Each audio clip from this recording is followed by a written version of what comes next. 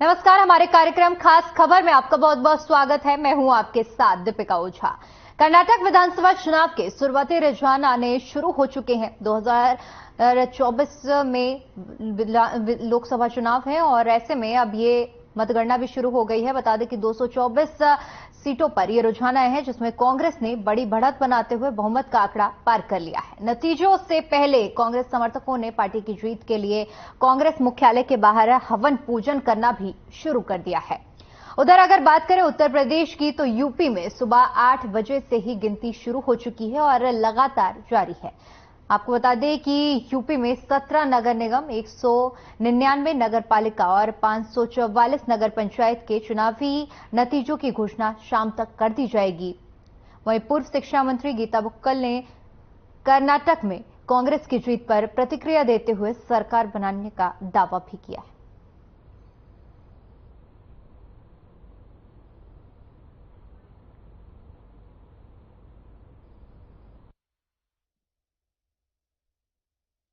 कर्नाटक चुनाव के जैसे नतीजे आ रहे हैं, पूरी उम्मीद है थम्पिंग मेजॉरिटी के साथ कांग्रेस पार्टी की सरकार कर्नाटक में बनेगी। लोगों का बहुत ज्यादा रुझान था, लोगों का आशीर्वाद भी रहा।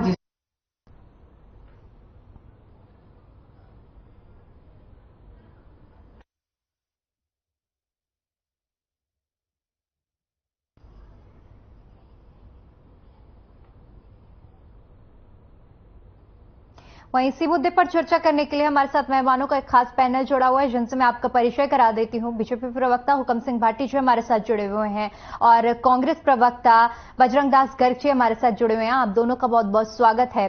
चर्चा की शुरुआत हुकम सिंह जी आपसे करना चाहूंगी। जिस तरह से नतीजे और रुझान सामने आ रहे हैं कर्नाटक में, एक तरफ से देखने को जो नतीजे मिल रहे हैं, क्या कुछ कहना चाहेंगे इस पर आप? की प्रक्रिया जारी है और अभी ये रुझान आ रहे हैं। अभी एक्चुअल जो जीत या हार में कन्वर्ट हुआ नहीं है, तो कुछ भी हो सकता है। अभी जो रुझान दिखा रहे हैं उसमें कांग्रेस को आगे दिखा रहे हैं। बीजेपी सेकंड नंबर की पार्टी इसमें बनी हुई है और हमें तो अभी भी उम्मीद है कि भारतीय जनता पार्टी निश्चित एक अच्छी सीटें लेगी और हम सरकार दोबारा बनाएंगे, क्योंकि अभी रुझान है। इस पर बहुत ज्यादा प्रतिक्रिया देना मुझे नहीं लगता कि ज्यादा ठीक रहेगा। बाकी देखिए, जो कर्नाटक में भारतीय जनता पार्टी ने वो जो चुनाव लड़ा, वो पूरे की पूरा चुनाव अपने काम के ऊपर लड़ा। माननीय नरेंद्र मोदी जी ने जो केंद्र के जरिए जो प्रदेश में जो योजनाएं लागू हुई उन सबका वर्णन एक एक करके सिलसिलेवाइज किया। दूसरी तरफ जो हमारे वहाँ कर्नाटक सरकार भारतीय जनता पार्टी की रही है लगभग 4 साल, तो उसमें जो काम किए गए उन सबको जनता के सामने लाए। उसके अलावा कांग्रेस ने केवल और केवल गाली देने का काम किया। अब ये तो एक जनता का आदेश है, जो भी आदेश होगा वो हम मानेंगे और ये एक कानूनी प्रक्रिया है, एक चुनाव का अपना एक स्वभाव है।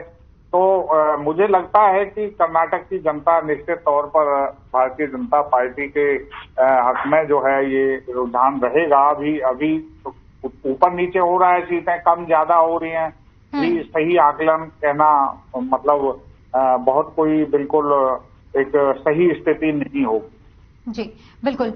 बजरंग दास जी आपके पास आना चाहूंगे। जिस तरह से रुझानों में अभी कर्नाटक में देखने को मिल रहा है, कांग्रेस ने बढ़त बनाई हुई है, किस तरह से देख रहे हैं आप इन रुझानों को? दीपिका जी, हमें 100% उम्मीद है कांग्रेस पूरी बहुमत से कर्नाटक में सरकार बनाई। जी। जनता ने भारतीय जनता पार्टी को इस बात का जवाब दिया है कि जिस प्रकार उन्होंने धोखाधड़ी करके कांग्रेस की सरकार गिराने का काम किया था, जिसके कारण कर्नाटक की जनता में भी बड़ी भारी नाराजगी थी। यहाँ तक कि आपने देखा वहाँ हर काम के अंदर 40% कमीशन खुलेआम लिया जा रहा था, नीचे से ऊपर तक ये कमीशन की सरकार थी। इसके कारण भी जनता में बड़ी भारी नाराजगी थी और मुख्य मुद्दा महंगाई, बेरोजगारी आपके सामने खराब कानून व्यवस्था का मुख्य मुद्दा रहा। मगर ये मुद्दे को भटकाते लगातार भटकाते रहे। कभी कुछ भाईचारा खराब, जातिगत बातमी की मुद्दा बनाते रहे। स्थानीय मुद्दे पर, बेरोजगारी पर, महंगाई पर, जनता की समस्या पर कभी नहीं बोले। ये तो इन्होंने कोई भी बात थी और नहीं तो ये बाबा हनुमान जी उठ लिया है। अरे बाबा हनुमान तो सारा देश का है, पूरे विश्व का है, वो हमारे भगवान है और सारी दुनिया पूजती है। तो बाबा को इनके पास कॉपीराइट आ गया भारतीय जनता पार्टी को। मैं यही बताना चाहता हूँ, ये धर्म की राजनीति, धर्म की आड़ के अंदर हिंदू मुसलमान, मंदिर मस्जिद और भाई को भाई से भिड़ाने की जो घटिया राजनीति भारतीय जनता पार्टी कर रही है देश के अंदर, भाईचारा खराब करने के लिए लगी हुई है। जनता में, कर्नाटका की जनता ने उनको मुंह तोड़ जवाब देने का काम किया है। और मैं आपके चैनल के ऊपर जिस प्रकार रुझान में लगातार देखा हूं सुबह से, मुझे पूरी उम्मीद है, पूरी बहुमत से आज भी देख रही थी, कभी 117 आता है, कभी 18, कभी 16, उसके ऊपर भड़क लगातार कांग्रेस की दिखाई जा रही है। और आगे उम्मीद मुझे ये है कि 125 से पार कांग्रेस पार्टी सीटें जीतेगी और वहां पर जनता की सरकार बनेगी। जो हमने वायदे किए हैं, ओल्ड पेंशन योजना, 500 रुपए रसोई गैस सिलेंडर देना, जो मतलब हर चीज को हम पूरा करेंगे। जो हमने वादा किया है, पहली कदम से ओल्ड पेंशन का काम करेंगे, 500 में सिलेंडर का करेंगे। जहां जहां हमारी सरकार बनी है, छत्तीसगढ़ के अंदर, हिमाचल में चुनाव हुआ, चुनाव होते ही जीती 1 हफ्ते के अंदर मंत्रिमंडल ओल्ड पेंशन योजना का हमने फैसला लिया। और मैं बताना चाहता हूँ, इसी प्रकार हम हरियाणा के अंदर भी 2024 के अंदर भारी बहुमत से सरकार जनता के आशीर्वाद से बनाएंगे। और जो हम वायदे कर रहे हैं, ओल्ड पेंशन योजना, 500 रुपए रसोई गैस सिलेंडर देना, 6,000 रुपए बुढ़ापा पेंशन देना, ये सारी योजनाएं पहली कदम से लागू करने का काम करेंगे।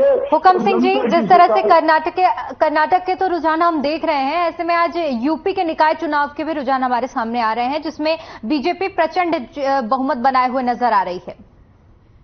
दीपिका जी, अच्छा हुआ आपने शुरुआत ही वहीं से कर दी। मैं तो खुद ही उस विषय को लेना चाहता था कि अभी मेरे साथी बजरंग दास जी बड़े उत्साहित हो रहे हैं, चाय के कप पर कप पिए जा रहे हैं और बहुत कुछ जो है बोल रहे हैं। मैं बजरंग दास जी से पूछना चाहता हूं, ये महंगाई का मुद्दा, बेरोजगारी का मुद्दा उत्तर प्रदेश में कहां चला गया? ये केवल कांग्रेस की एक चाल है। कांग्रेस ने वहां पर जिस तरह से खेल खेला, लोगों को भ्रमित किया है। अभी तो रुझान ही है, अभी तो बजरंग दास जी, अभी तो सही उसमें कन्वर्ट भी नहीं हुआ है कि जिस तरह से कर्नाटक में खेल खेला इन्होंने, वो पूरी जनता जानती है। दूसरी बात, ये कहते हैं कि जो डेवलपमेंट पर वहां चर्चा नहीं की, भारतीय जनता पार्टी ने पहली चर्चा डेवलपमेंट पर की। जो काम किए, चाहे किसान सम्मान निधि हो, चाहे सड़कों का पूरे देश में जाल बिछाने का काम हो, चाहे युवाओं में स्टार्टअप इंडिया, सेटअप इंडिया के मार्फत हो, चाहे अनऑर्गेनाइज सेक्टर को जोड़ने का काम हो, अनऑर्गेनाइज सेक्टर को लाभान्वित करने का काम हो, और आयुष्मान, ये सारी स्कीमें केंद्र की थी जो प्रदेश सरकार तक, प्रदेश की जनता तक गई हैं। ये काम करने का किया है। ये अभी तो रुझान है, आगे पता लगेगा। दूसरी बात, कांग्रेस के पास सिवाय गाली देने के और कोई दूसरा इनके पास माध्यम नहीं रहा। वहां एक देखिए, जब सरकार होती है तो एक एंटी इनकम्बेंसी फैक्टर भी साथ साथ काम करता है। कुछ लोगों को ये भावना आ जाती है कि भाई इनको बदल के दूसरी को देख लेते हैं। लगातार भारतीय जनता पार्टी की सरकार वहां रही है, इस बार भी है, इससे पहले भी थी। तो ये लोगों ने काम को देखा है। और अगर आज देखिए, आज सीटें मतलब बहुत नीचे नहीं है, अभी तो कुछ भी जो है ये परिवर्तन हो सकता है, इसमें कहीं कोई दो राय नहीं है। दूसरी बात, माननीय मोदी जी ने पूरे देश में एक आदर्श स्थापित किया है, काम करने का काम किया है, डेवलपमेंट, डिलीवरी ऑफ वर्क हुआ है, ये पूरा देश जानता है और ये कर्नाटक में भी हुआ है। इसलिए पूरे देश में मोदी जी के प्रति एक बहुत बड़ा माहौल बना है।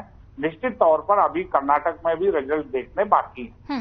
ठीक है, बिल्कुल लौटूंगी आपके पास। हमारे साथ प्रदीप नारायण जी भी जुड़े हैं, राजनीतिक विश्लेषक हैं। प्रदीप जी, बहुत बहुत स्वागत है आपका। आज जिस तरह से रुझान सामने आ रहे हैं, किस तरह से आप इन रुझानों को देख रहे हैं? प्रदीप जी, आप तक आवाज पहुंच पा रही है मेरी? ठीक है, मुझे लगता है उनसे अभी संपर्क नहीं हो पा रहा है। बजरंग जी, आपके पास आना चाहूंगी। जिस तरह से कर्नाटक का जिक्र किया है, साथ ही साथ उत्तर प्रदेश के निकाय चुनाव के भी आज रुझान सामने आ रहे हैं, लेकिन जिसमें बीजेपी ने काफी बढ़त बना रखी है और कांग्रेस का खाता उस हिसाब से नहीं खुला है। दीपिका जी, ये निकाय चुनाव, सरपंच वाले चुनाव या जिला परिषद के चुनाव, ये छोटे चुनाव जो होते हैं वो सरकार के होते हैं।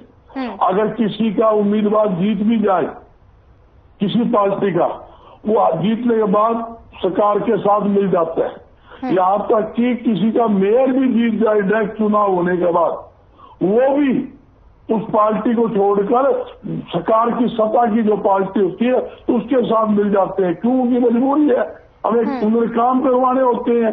काम जब होंगे तो सरकार की तरफ से ग्रांट मिलेगी, सरकार चाहेगी। क्यों? निकाय चुनाव में क्या होता है, नगर पालिका में क्या होता है, सारे सरकारी अधिकारी बैठते हैं। सारी पावर जो होती सरकारी अधिकारी के पास होती है। निगम के अंदर जो होता है वो कमिश्नर के पास होती है, और नगर पालिका में ईओ के पास होती है, सेक्रेटरी के पास होती है। तो ये एक सिस्टम बना हुआ है। इस करके हमेशा चुनाव जो है वो सरकार का होता है। जो सरकार होती है मैन, वो होती है विधानसभा में। जहां कर्नाटका चुनाव जो हुआ है आपके सामने है, पूरी सरकारी केंद्र की पूरी सरकार, प्रधानमंत्री जी, यहाँ की रक्षा मंत्री जी, केंद्र कोई ऐसा मंत्री नहीं था, और इनकी स्टेट का कोई डीजीपी का ऐसा कोई मुख्यमंत्री नहीं था जो पूरी सरकार लेकर वहां कर्नाटका में यहाँ बैठा हो। और आपके सामने है प्रधानमंत्री जी लंबी लंबी बातें, वहां लंबे लंबे घोषणाएं कर रहे थे, लंबे लंबे वायदे कर रहे थे, और हमने ये कर दिया, हम ये कर देंगे, कांग्रेस आ जाएगी। वादे तो देखिए सारी पार्टियों की तरफ से किए गए हैं, और बड़े नेता सारी पार्टियों के पहुंचे हैं। एक दल पे आरोप लगाना गलत होगा। दीपिका जी गलत है। जो जिस प्रकार प्रधानमंत्री जी ने, रक्षा मंत्री जी ने प्रचार किया, उन्होंने कहा कांग्रेस आई तो बहुत दंगे हो जाएंगे, ये उनके बयान थे। लगातार दंगे हो जाएंगे। दंगे कौन कराता है? दंगे करवाने वाले यही लोग हैं, और रोक लगाते हैं कांग्रेस के ऊपर। ये आगे दंगे हो जाएंगे, भाईचारा खराब हो जाए। भाईचारा भी खराब ये करते हैं। पहले ही इन्होंने चैलेंज कर दिया था दंगे हो जाए। देख लेंगे कौन से दंगे होंगे, दंगे होने नहीं देंगे, दंगे इनको हम करने नहीं देंगे। जिस पंजाब में सरकार घेरने के लिए लगातार दंगे करवाए जा रहे हैं, जिस प्रकार आपने बिहार के अंदर सरकार घेरने के लिए रोज षड्यंत्र नजर आ रहा है, जिस प्रकार आपने देखा मध्य प्रदेश में हमारी चलती सरकार इन्होंने गिराई, जिस प्रकार गोवा के अंदर इन्होंने वहां से गड़बड़ करी। मैं यही बताना चाहता हूँ, जिस तरह कर्नाटका के अंदर इन्होंने गड़बड़ करी, इनकी एक साजिश होती है। 2 सीट भी कम आ जाए, 5 सीट भी कम आ जाए, हम गड़बड़ करके, खरीद परोस करके ईडी का और सीबीआई का दबाव दिलाकर हम सरकार बना ले। ये वो भारतीय जनता पार्टी की घटिया से घटिया सोच कहते हूँ। जो प्रजातंत्र जो है, प्रजातंत्र जो दलावेश देता है, उसके ऊपर ये विश्वास नहीं करते, उसको नहीं मानते। ये अपने लट्ठी की जोर के ऊपर, ये डंडे की जोर के ऊपर काम करने वाले हैं। लोगों को डंडे के जोर पर दबाना चाहते हैं। ईडी है, सीबीआई के जोर पर दबाना चाहते हैं, मगर विपक्ष की आवाज दबने वाली नहीं। और दावा के साथ कहता हूँ, 2024 के अंदर केंद्र में सभी साथी मिलकर केंद्र में भारतीय जनता पार्टी की सरकार जाने वाली है। केंद्र में योगी दल के साथ कांग्रेस सरकार बनाएगी, और हरियाणा के अंदर भारी बहुमत से कांग्रेस की सरकार बनेगी। ये मैं आपके चैनल के ऊपर विश्वास से और दावे के साथ मैं आपके सामने कह रहा हूँ। ये स्थिति आज 2024 में कर्नाटका का रिजल्ट लिखने जा रहा है। आगामी होने वाला क्या है आप देखना। राजस्थान के अंदर भी कांग्रेस की सरकार बनने जा रही है। मध्य प्रदेश में भी जो चुनाव होने आगे उसमें भी सरकार बनने जा रही है। आज पूरे देश के अंदर बदलाव का माहौल है। जो भय का माहौल इन्होंने ठीक है बजरंग जी, आपके पास लौटूंगी मैं। प्रदीप जी, आप तक आवाज पहुंच पा रही है मेरी? प्रदीप जी, आप तक आवाज पहुंच पा रही है? ठीक है प्रदीप जी, अगर आप तक मेरी आवाज पहुंच पा रही है, सुन पा रहे हैं आप?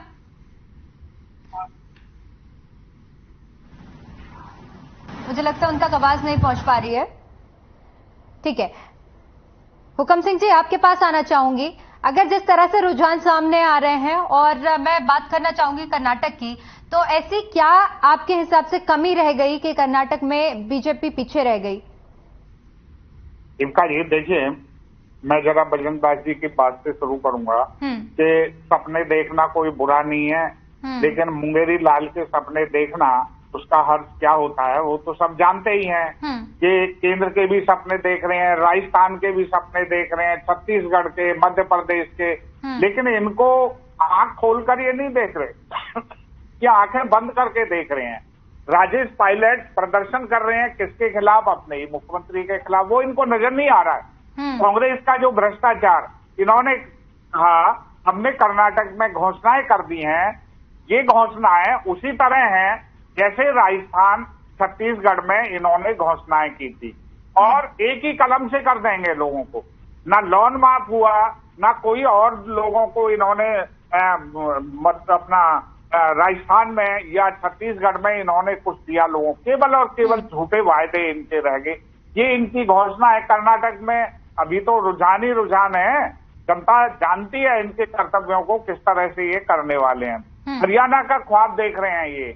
हरियाणा में बजरंग दास जी अभी पिछले 10 साल से भारतीय जनता पार्टी की 8 साल से सरकार है, अभी तो 1.5-2 साल हमारा यही बाकी है, और उससे आगे भी 2024 में फिर भारतीय जनता पार्टी आएगी।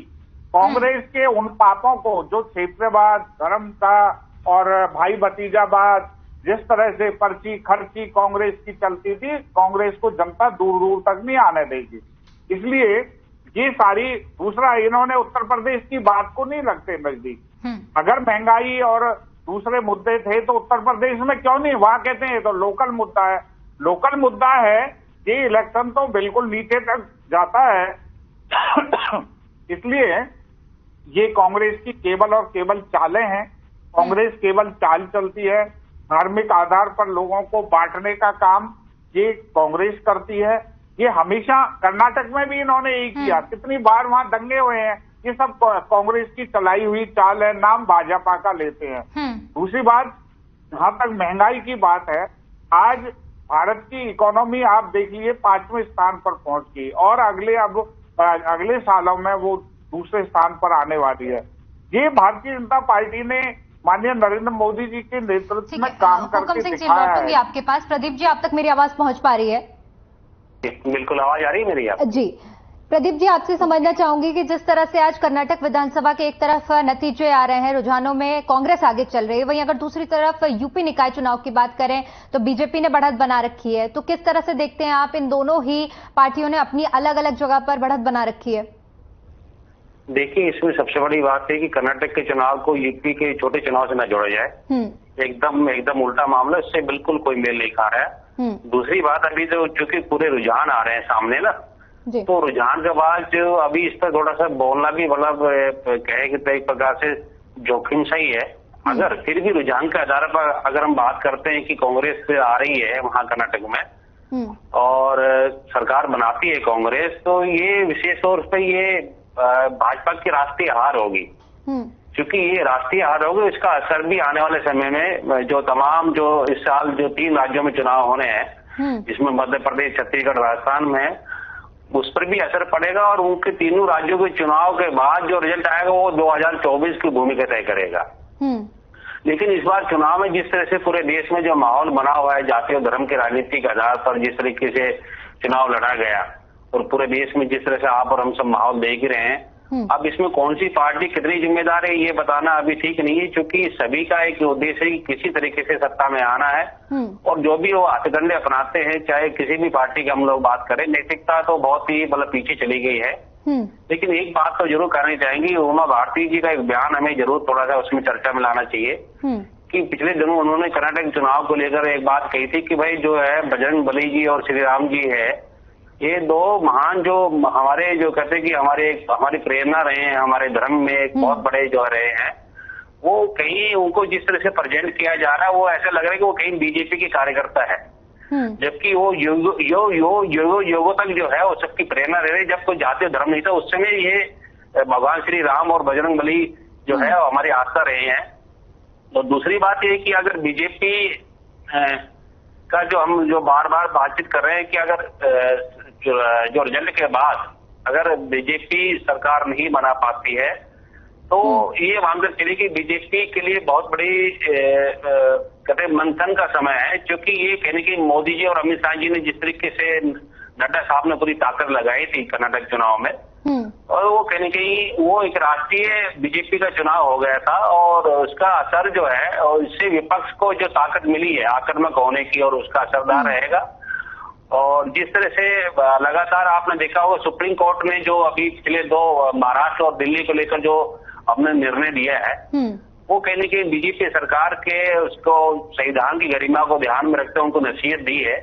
तो बहुत सी घटनाएं ऐसी हो रही जो विपक्ष जो बीजेपी के पक्ष में नहीं जा रही है। तो कहने की बीजेपी को अपनी नीति को लेकर और जो भी प्लानिंग रही है उनको तमाम को लेकर अभी समय रहते 2024 से पहले उनका मंथन करना पड़ेगा, क्योंकि जिस तरीके से अब जिस तरीके से रुझान बदलते जा रहा है और बीजेपी को विपक्ष को जो खोना था अभी तक वो खो चुकी है। अब और जिस तरह से विपक्ष वापसी कर रही है कर्नाटक के माध्यम से या अलग अलग माध्यम से सुप्रीम कोर्ट के जिस तरह से फैसले आ रहे हैं उसको ध्यान में रखते हुए ये महसूस तो आम आदमी ये महसूस करने लग गया है कि भाई कहीं कहीं देश की संविधान की उसकी गरिमा जो है वो एक से जो हमारी जो भारतीयता है उसको बचाए रखने के लिए कहीं कहीं सभी दलों को एक जो है राष्ट्रीयता को आधार बनाते हुए सोचना पड़ेगा। बिल्कुल प्रदीप जी, इसके अलावा मैं आपसे ये भी समझना चाहूंगी, कर्नाटक चुनाव का जिस तरह आप जिक्र कर रहे हैं, क्या इसमें जो एंटी इनकम्बेंसी का फैक्टर है वो कितना हावी रहा इन चुनाव में?